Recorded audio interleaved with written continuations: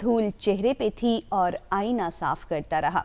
अब दर्शकों, आप ये मत सोचिए कि शायद आज संडे की सुबह है और ये क्या धूल और आईने की बात लेकर बैठ गई है। तो मैं कोई साफ सफाई की बात नहीं कर रही हूँ, बल्कि फोकस होने की बात कर रही हूँ।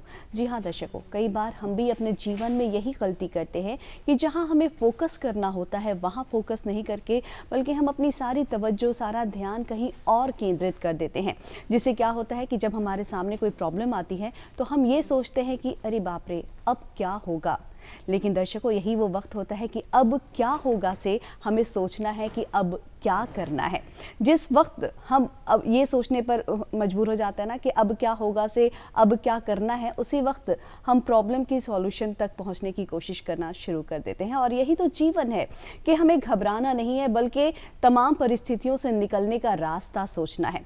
और जब नकारात्मकताएं हमारे आसपास हो तो हमें हमेशा अपने विचारों को उच्च रखना है। जी हाँ, सिर्फ नकारात्मक ही क्यों, दिन कोई भी हो, समय कोई भी हो, हमेशा अपने विचारों को उच्च रखें। इसके लिए हर रोज़ हम आपको दिखाते हैं अपने बड़े बुजुर्गों की वाणी को, उनके विचारों को, ताकि आपके अंदर नई ऊर्जा का संचार हमेशा होता रहे और पूरा दिन जो है वो आपका खुशहाली में बीते। तो चलिए आज भी बिना विलंब किए करते हैं आगाज़ हर दिल अजीज कार्यक्रम बिहार बिहार लाइव का, हमारे पहले सेगमेंट अनमोल वचन के साथ।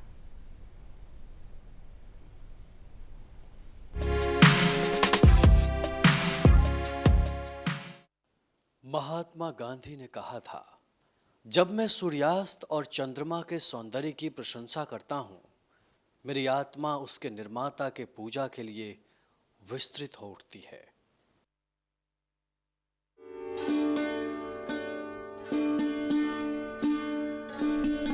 आज के हमारे जो खास मेहमान हैं, उनके अंदर भी देश प्रेम का गजब का जज्बा है।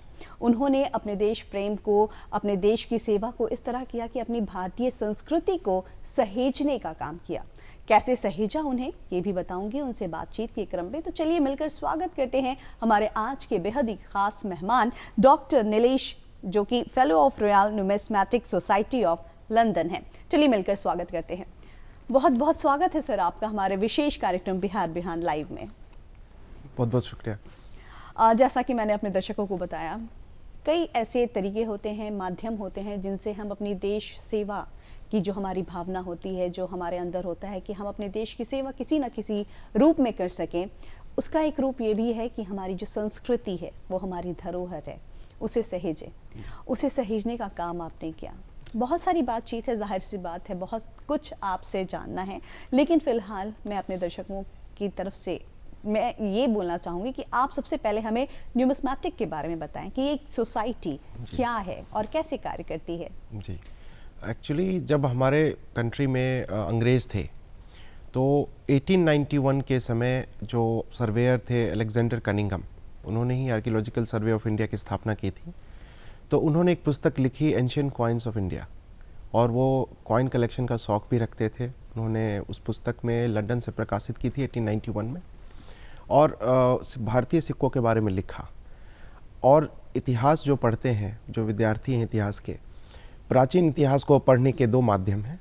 पहला माध्यम है या तो आप किसी शिलालेख से, किसी प्राप्त मूर्तियों से या मंदिरों से पुराने, या नहीं तो सिक्कों से पढ़ते हैं।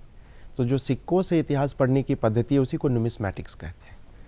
तो अंग्रेज़ों ने जानकारी का इजाफ़ा किया, हमारे लिए काफ़ी इजाफ़ा किया दुनिया भर में। तो उन्होंने रॉयल न्यूमिस्मैटिक सोसाइटी का गठन किया। 1907 में ये रॉयल न्यूमिस्मैटिक सोसाइटी आई, और किंग एडवर्ड 7th, चूँकि उसमें राजा थे, तो उन्होंने ही इसके पैट्रन थे। और ये सोसाइटी बनाई गई थी उन लोगों के लिए जो रिसर्च करना चाह रहे हैं न्यूमिस्मैटिक्स के अंदर, और ग्रांट्स की आकांक्षा रखते हैं कि ग्रांट्स चाहिए उनको और वो कोई अपना शोध पत्र प्रकाशित कर सकते हैं। इन सब चीज़ों के लिए रॉयल न्यूमिस्मैटिक सोसाइटी बनाई गई थी लंदन में। जी, तो कह सकते हैं कि सिक्कों के माध्यम से हमारे इतिहास को जानने की कोशिश ये न्यूमिस्मैटिक कहलाता है। जी। और यही कार्य वो सोसाइटी भी करती है कि कितने पुराने सिक्के हैं, जो कॉइन कलेक्टर हैं उनको देखना और उस हिसाब से उस वक्त के इतिहास को जानना। जी। चलिए, तो आपका जुड़ाव कैसे हुआ न्यूमिस्मैटिक सोसाइटी ऑफ लंदन से? जी, एक्चुअली मेरे पिता इतिहास के प्रोफेसर रहे, तो उनकी लाइब्रेरी थी, विस्तृत लाइब्रेरी थी, और बचपन में जब पढ़ाई के बाद टाइम मिलता था तो मैं उनकी लाइब्रेरी देखता था। तो कई किताबों में मैंने देखा सिक्कों के चित्र होते थे, तो बड़े आकर्षक वो लगते थे देखने में, तो उसको संग्रह करने का शौक़ हुआ। फिर इसमें मेरी दादी ने मेरी सबसे पहले हेल्प की, कुछ ब्रिटिश काल के सिक्के दिए। उसके बाद मेरी मदर ने काफ़ी इसमें रुचि दिखाई, उन्होंने काफ़ी सपोर्ट किया कि आप इसको पढ़ना चाहते हैं, करना चाहते हैं तो आप ज़रूर करिए और सीखिए। तो धीरे धीरे ये एक जुनून सा बनता चला गया और जानने की इच्छा, उसको कह लीजिए एक जुनून बनता चला गया। तो यही है। क्या बात है। तो कह सकते हैं कि नींव कहीं ना कहीं बचपन में जी आपकी रखी गई कि इस तरफ अगर आपका रुझान है, झुकाव है, तो बेशक आप उस तरफ जाएं। जी। क्या बात है। जिक्र आपने बचपन का किया है, तो चाहूंगी कि जो कहानी है आपकी बचपन की, उसे आप हमें विस्तार से बताएं। जी, ये एक जब मैं बचपन में, एक बार मुझे चैलेंज मिला था कि आप तीनों टर्म, हमारे 3 टर्म हुआ करते थे एग्ज़ाम में एक साल में, तो तीनों टर्म में अगर आप फर्स्ट आते हैं तो आपकी जो भी इच्छा है आपको मिलेगी। तो मैंने 2 इच्छाएं मांगी थी। एक तो दार्जिलिंग घूमने का शौक़ था, तो मैंने उनको बोला मुझे दार्जिलिंग दिखाइए, और कुछ सिक्के, तो सिक्के भी मिले।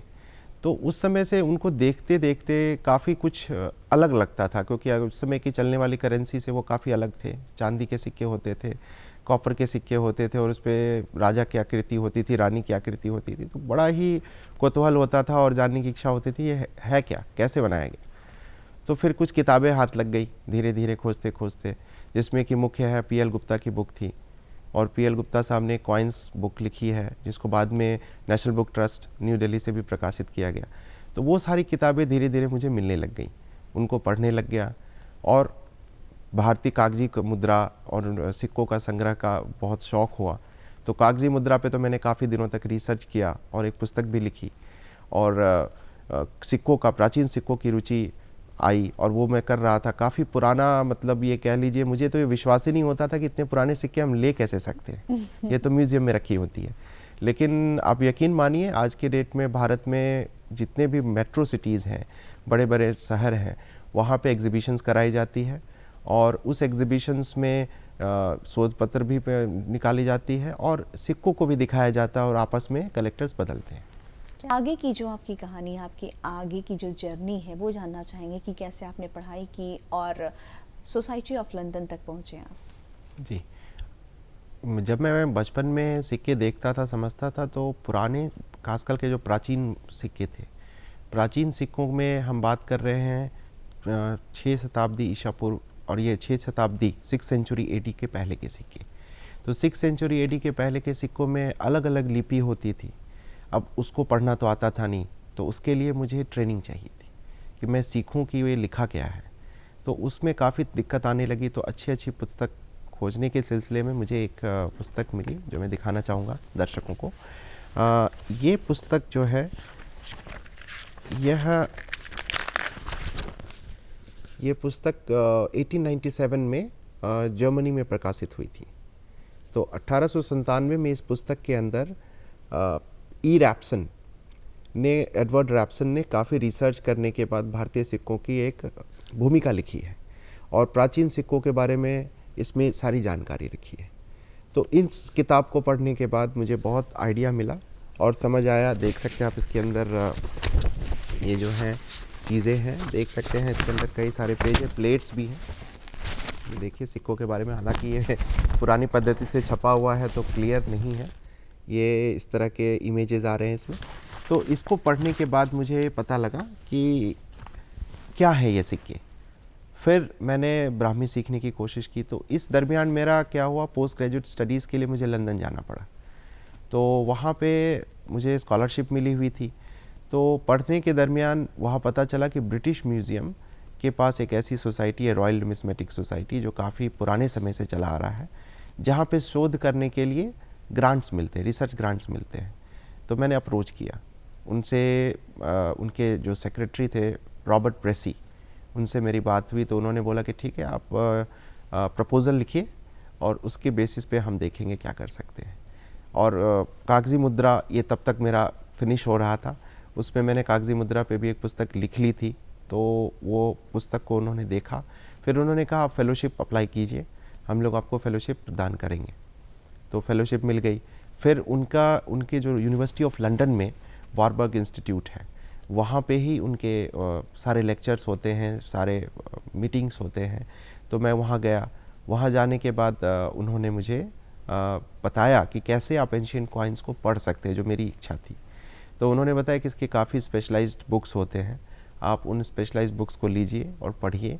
और ब्राह्मी लिपि, जो मैं बताना चाहूँगा दर्शकों को कि ब्राह्मी लिपि भारत की सबसे प्राचीन लिपि है, जिसमें कि लिखे गए बातों को हम पढ़ सकते हैं आज के डेट में। उसके पहले सिंधु घाटी की सभ्यता है, उसकी जो लिपि है वो आज तक किसी ने पढ़ी नहीं है। हालांकि लोग मतलब निकाल रहे हैं, लेकिन उसको पढ़ा नहीं गया है जिससे कि कोई मीनिंगफुल इन्फॉर्मेशन हमें समझ आए।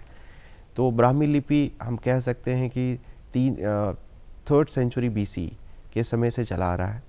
और 4th सेंचुरी BC में एक पुस्तक आई थी जो पाणिनि, संस्कृत के रचयिता आप कह सकते हैं, जिनको बोला गया है, उन्होंने पुस्तक लिखी थी अष्टाध्यायी, जो ग्रामर है संस्कृत का।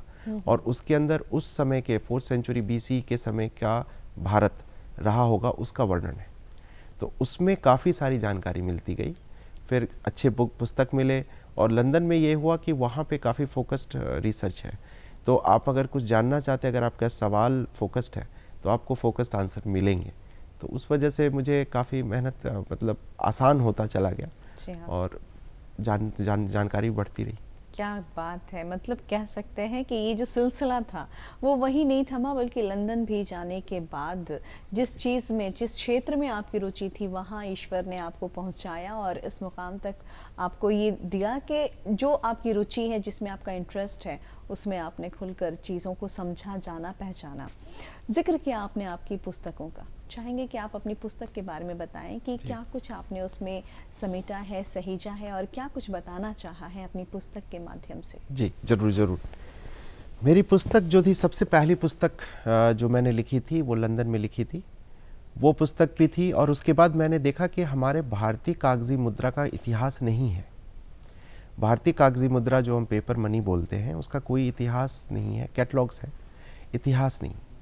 तो इतिहास का मतलब मेरा ये हुआ कि कोई मुद्रा अगर निकाली गई तो क्यों निकाली गई, उसके डिज़ाइन क्यों बनाए गए, किसने उस डिज़ाइन को बनाया, किस व्यवस्था ने उसको निकाला, और उस व्यवस्था के अंतर्गत क्या क्या होता था। तो इस जानकारी को इकट्ठा करने के लिए मैंने रिसर्च किया, वहाँ लंदन में भी रिसर्च किया। उसके बाद ये पुस्तक मैंने लिखा, देख सकते हैं आप, from rupees to paper promise. अब इसके शीर्षक से ही आपको पता लगेगा कि पहले रुपया था, बाद में वो कागजी वादे बने। तो ये अंग्रेज़ों के द्वारा किया गया था, और इस पुस्तक में काफ़ी रिसर्च करके मैंने बहुत सारी जानकारी दी है, देख सकते हैं। और मैंने रेफरेंसिंग किया है अच्छे पुस्तकों का, देख सकते हैं। ये है from rupees to paper promise.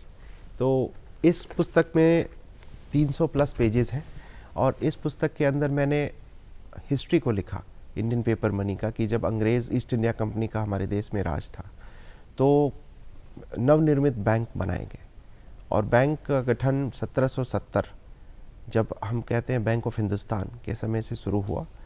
और बैंक ऑफ हिंदुस्तान एक प्राइवेट जॉइंट स्टॉक बैंक जिसको हम बोलते हैं, held by stock share holders, जो ईस्ट इंडिया कंपनी के बंगाल प्रेसिडेंसी में थे, उन्होंने इसकी शुरुआत की। तो उन्होंने कागजी मुद्रा भी निकाली, चूँकि लंदन में इंग्लैंड, बैंक ऑफ इंग्लैंड 1694 से करेंसी पब्लिश कर रहा है, निकाल रहा है। तो इन लोगों ने भी यहाँ पे शुरू किया। इससे क्या हुआ कि जो पैसा था वह धातु की माध्यम से लोगों के पास कम रहे, और कागज़ के नोट चलने लग गए। तो उसमें कौन कौन लोग थे, किस प्रकार काम किया, तो इस किताब के अंदर इन सबों की जानकारी है, जो पुस्तक में मुझे काफ़ी, मतलब मैं कहूँगा कि बंगाल गवर्नमेंट प्रेस 1904 में GP स्कॉट साइम्स अपॉइंट किए गए थे इंग्लैंड से, जिन्होंने हिस्ट्री लिखी, जो बोले जाते हैं history of bank of Bengal. तो उस किताब वो आउट ऑफ प्रिंट है अभी, और कोलंबिया यूनिवर्सिटी में रखी हुई है, भी US में। तो वहाँ पे उसकी पुस्तक की डिजिटल कॉपी मिलती है, आप पढ़ सकते हैं। तो उससे भी जानकारी निकाली, और कई सारे बुक से रिसर्च करके मैंने इसके अंदर हिस्ट्री डाली है। इसके अलावा भी आपकी कुछ किताबें हैं, उनके बारे में जी, जानना चाहेंगे। डाक टिकट संग्रह भी एक शौक हुआ करता था। अच्छा। तो उस पर मैंने 2 किताबें लिखी थी। सबसे पहले तो ये एक थी 101 रेयर स्टैम्प्स ऑफ इंडिया। तो इसके अंदर भारत के जो सबसे दुर्लभ टिकट थे, जिसमें मैं ये पेज पे फोकस करूँगा। इस पेज पे आप देख सकते हैं महात्मा गांधी का एक 10 रुपये का स्टैम्प है और उस पर एक सर्विस ओवर प्रिंट है। तो ये स्टैम्प निकाला ही गया था 1948 में, और ये निकाला गया था सिर्फ हमारे देश के पहले गवर्नर जनरल जो बने थे भारतीय, सी राजगोपालाचारी, तो उनके लिए ही ये निकाला गया था और वो पब्लिक यूज़ के लिए नहीं था। तो ये काफ़ी दुर्लभ टिकट है और इसकी संग्रह पूरी दुनिया में लोग कर रहे हैं। तो इसके बारे में मैंने काफ़ी जानकारी रखी थी लोगों को कि जो चाहते हैं कि पुराने डाक टिकटों को संग्रह करें तो वो इस पुस्तक के अंदर से आप जानकारी ले सकते हैं। ये देखिए, तो 1852 में सबसे पहली बार डाक टिकट हमारे देश में आए सिंध प्रोविंस में। 1852 में जो सर बार्टले फेयर थे, गवर्नर थे, तो उन्होंने टिकट निकाली सिंध, और वो कैमल पे, ऊँट पे रख के डाक जाया करती थी। फिर 1854 में अब बंगाल में कलकत्ता से पहली टिकट आई, जिसको हम फर्स्ट अपने इंडिया का इशू मानते हैं। और आप ये जान के खुशी होगी कि एशिया में मल्टी कलर्ड स्टैम्प इंडिया ने सबसे पहली बार जारी की। क्या बात है। 1854 4 आनास, जो 2 रंगों में होता था, ब्लू और रेड। क्या बात है, बहुत खुशी हो रही है अपने इतिहास को जानने के बाद, और ये बहुत गर्व वाली बात भी है कि आप उस इतिहास को समेटने का काम कर रहे हैं, हमारी युवा पीढ़ी तक उस इन्फॉर्मेशन को पहुंचाने का कार्य कर रहे हैं अपनी पुस्तकों के माध्यम से। बहुत बड़ी बात। चूँकि बात यहाँ पर इतिहास की हो रही है तो चाहूँगी कि अपने राज्य बिहार के इतिहास के बारे में भी हम थोड़ी सी चर्चा करें, हमारे राज्य के इतिहास से भी आप हमें रूबरू करवाएं। जी, बिहार, जैसे कि मैं इधर कुछ दिनों पहले बिहार म्यूज़ियम देखा, मुझे बहुत खुशी हुई। माननीय नीतीश जी ने बहुत ही अच्छे उस म्यूज़ियम को बनाया है और हमारी धरोहर को संजोया है। हम उसको एक्सपीरियंस लेवल पे देख सकते हैं। ऐसे बहुत ही कम म्यूज़ियम है पूरे, मतलब मैं पूरे विश्व में बोलूँगा, जहाँ पे एक्सपीरियंस को दिखाया जाता है वहाँ। और बिहार म्यूज़ियम में एक विज़िटर के लिए एक्सपीरियंस मिलता है कि वो प्राचीन सभ्यता को समझ सकते हैं, क्योंकि वहाँ पे कैसे ऐसे आधुनिक तकनीक लगाए गए हैं कि आप किसी भाषा से किसी भाषा का अनुवाद कर सकते हैं। जैसे आज की भाषा का ब्राह्मी अनुवाद भी आप देख सकते हैं। तो ये सारी तकनीक का प्रयोग हुआ है, काफ़ी खूबसूरत है। अब बिहार की बात करें तो बिहार पाटलिपुत्र के नाम से काफ़ी पॉपुलर रहा, और यह सम्राट अशोक के समय काफ़ी उरूज पे था। तो ये हम बात करेंगे 262 BCE में, जब अशोक सम्राट नहीं रहे। उसके पहले कलिंग का युद्ध हुआ था और सब जानते हैं कि उसके बाद वो काफ़ी दुखी हो गए थे, क्योंकि उन्होंने काफ़ी नृशंस हत्या हुई उनके हाथों से, और उनको एहसास हुआ कि नहीं, अब हमें बुद्ध धर्म की ओर जाना चाहिए और शांति की तलाश होनी चाहिए। तो उन्होंने युद्ध करना बंद किया, साम्राज्यवाद जो विस्तृत रूप पे बोला जाता है उसको बंद किया। अब पाटलिपुत्र शुरू से ही केंद्र रहा था भारत का, जो हम आज पटना में हैं। तो पाटलिपुत्र जब मौर्य साम्राज्य चल रहा था और जब जनपदों का था, जिसमें कि 16 महाजनपद होते थे, तो उसमें मगध जनपद था। तो मगध जनपद की ही राजधानी पाटलिपुत्र थी और सबसे बड़ा नगर था वह। उसके समकालीन कई सारे ऐसे रिपब्लिक्स थे जिनको ट्राइबल स्टेट्स भी बोला गया है, गणतंत्र भी बोला गया है। वह यहाँ व्यापार करते थे, आते थे पाटलिपुत्र में, अपनी सामग्री बेचते थे और ले जाते थे। उसके साथ सुंग वंश भी थे, तो वह 187 BC के आसपास थे और वो आते थे, मतलब हमारे बिहार में पाटलिपुत्र में भी वो विस्तृत रूप से बैठे हुए थे। तो ऐसा प्राचीन भारत में बिहार काफ़ी मुख्य, और पाटलिपुत्र विशेषकर एक मुख्य केंद्र था पूरे भारत का। बहुत सारी बातें आपसे की, बहुत कुछ जाना, और आपकी किताबों के बारे में भी जाना। 3 किताबें हमने देखी, एक किताब आपकी डाक टिकट संग्रह के ऊपर है, 2 किताब आपकी कॉइन्स के ऊपर है, और जो चौथी किताब मैं यहाँ से देख रही हूँ वो है आपकी मैथमेटिक्स के ऊपर। तो उसके बारे में जानना चाहेंगे कि डाक टिकट, कॉइन्स और फिर मैथमेटिक्स, ये कहाँ से आया? जी, एक्चुअली प्रोफेशन और हॉबी 2 चीज़ें होती हैं जी। तो मेरा प्रोफेशन एज अप्लाइड मैथमेटिशियन ही है। क्या बात। तो मैं बचपन से मैथमेटिक्स में काफ़ी इंटरेस्ट था मेरा, तो उसमें मैंने काफ़ी रिसर्च किया। तो मैंने वर्ल्ड के, मतलब डिफ़िकल्ट प्रॉब्लम था फॉर्मस लास्ट थ्योरम, उस पर काफ़ी रिसर्च किया था। तो उस पर मैंने पुस्तक लिखी, चूँकि मेरी PhD भी हो गई थी और मैं हरियाणा में प्रोफेसर था अप्लाइड मैथमेटिक्स का सप्लाई चेन ऑपरेशंस रिसर्च इनका मैं प्रोफेसर था। तो 5 वर्ष मैंने उसमें अपना टाइम निकाला और काफ़ी कुछ सिखाया। तो ये पुस्तक है जिसको आप देख सकते हैं, फरमाज लास्ट थ्योरम, ये आप देख सकते हैं, दर्शकों को मैं दिखाता हूँ। इस पुस्तक को मैंने लिखा, इसके अंदर ये पीएचडी जो कर रहे हैं मैथमेटिक्स के अंदर उनकी जानकारी के लिए है। और इसमें आपने क्या कुछ समेटने की कोशिश जी, की? इसमें ये आपके सामने ये पेज है, पहला पेज, जिसमें आप देख सकते हैं कि इक्वेशन लिखी हुई है एक, और ये दुनिया का सबसे कठिन इक्वेशन माना गया था। ये इसको सॉल्व करने में 354 साल लगे और कई गणितज्ञ इसके पीछे लगे थे इनको सॉल्व करने के लिए, लेकिन 1995 में प्रिंसटन यूनिवर्सिटी के एंड्रयू वाइल्स ने इसको प्रूव किया। तो ये एक बहुत ही इंटरेस्टिंग प्रॉब्लम था। आज इसके अगर आम दर्शकों के लिए बोला जाए तो इस इक्वेशन की सबसे बड़ी मदद है आज जो हम मोबाइल फ़ोन यूज़ करते हैं, जिसमें फ्रीक्वेंसी या वेव ट्रैवल होती है, उसका सोल्यूशन यहीं से जाता है। अच्छा।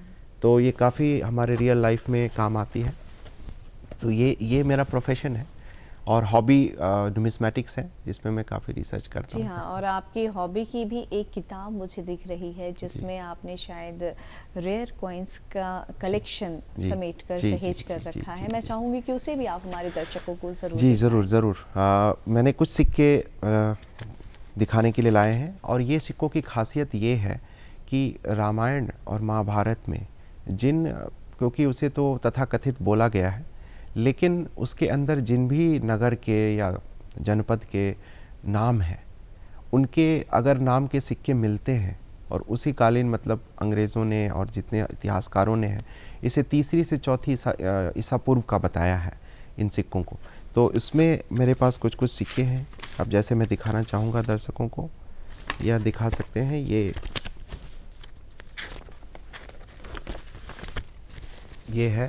ये मगध जनपद का सिक्का है। जब मौर्य काल शुरू हो चुका था तो इसको पंचमार्क सिक्के बोले जाते हैं, या आहत सिक्के, और इसके ऊपर चिन्ह अंकित किए जाते थे। तो यह 5 चिन्ह है इसके ऊपर अलग अलग, जिसमें सूर्य प्रमुख होता था। तो ये एक सिक्का है जो हमारे पटना से भी, पाटलिपुत्र से भी रिलेटेड है। हो सकता है ये सिक्का हमारे पटना में चला होगा। ओहो, यही तो बात है कि ये जब हम है। अपनी पुरानी संस्कृति और इतिहास को जानते हैं तो बहुत कुछ हम अपने आप को ही पहचानते हैं कि अच्छा ये हमारे राज्य का है, ये यहाँ से प्रचलित हुआ। काफ़ी खूबसूरत और पहल है। एक ही बहुत ही खूबसूरत सिक्का है जो मैं दिखाना चाहूँगा, और यह सीबी का सिक्का है, सीबी जनपद। अब सीबी जो थे, आप देख सकते हैं, काफ़ी पुराना सिक्का है, 3री शताब्दी ईसा पूर्व इसे बोला जा सकता है। अब सीबी, इस पे संस्कृत में ब्राह्मी में लेख लिखे हुए हैं। अब अगर आप पढ़ते हैं तो इसमें ब्राह्मी में लिखा है, ये दिखा सकता हूँ मैं, ये सीबी जनपदस्य ब्राह्मी में लिखी हुई है। अब सीबी जो थे वो बोले गए हैं कि भगवान शंकर से उद्धृत थी, ऐसा हमारे ब्राह्मण पुराण में लिखा है। और सीबी चित्तौड़गढ़ जो राजस्थान में, प्रेजेंट डे राजस्थान है, वहाँ पे ही इनके सिक्के प्राप्त होते हैं। तो ये इन्हें शिवांश भी आप कह सकते हैं जो बोला जाता है। तो ये बेसिकली शिवांश थे, और इनके सिक्के भी हैं। ऐसे कई ऐसे सिक्के हैं जो हमारे कल्चर को हमें जानने में हमारी मदद करते हैं। तो ये इसलिए ये सिक्के काफ़ी अच्छे हैं। जी हाँ, बेशक, और काफ़ी महत्वपूर्ण योगदान है हमारे इतिहास से हमें रूबरू करवाने में। इनकी बहुत काफ़ी बड़ी कह सकते हैं कि अहमियत है। हम जान पाते हैं कि क्या कुछ हुआ, कैसे हम कनेक्ट हुए, कैसे आगे बढ़े। बहुत कुछ इनका योगदान है हमारी संस्कृति को और हमारे धरोहर को आपने सहेजा है, और इतनी खूबसूरती के साथ आप बता रहे हैं इनके बारे में। क्या बात है। एक और ही खूबसूरत सिक्का है जो मैं दिखाना चाहूँगा। ज़रूर। यह विर्शनी रिपब्लिक का है। विर्शनी जो रिपब्लिक थे वो ययाति के जो वंश थे उसमें आए थे, और इसी में भगवान कृष्ण का जन्म हुआ था। जो पुराणों के द्वारा हमें पता चलता है कि भगवान कृष्ण का जन्म वृष्णि में ही हुआ था। तो ये वृष्णि का एक सिक्का है। इसकी डेटिंग की गई है 1st सेंचुरी AD, तब तक वो थे। उसके बाद बोलते हैं कि लेकिन डेटिंग में अभी भी थोड़ी सी चेंज की ज़रूरत है, स्टडी की ज़रूरत है, क्योंकि द्वारका की खोज की डॉक्टर SR राव जो फेमस ऑशनोलॉजिस्ट थे, उन्होंने पता किया कि द्वारका नगर 3300 BC में जलमग्न हुआ और उस पर काफ़ी शोध प्रकाशित भी हुए हैं। तो यह कहना कि यह 1st सेंचुरी एडी के पास का है, ये गलत होगा।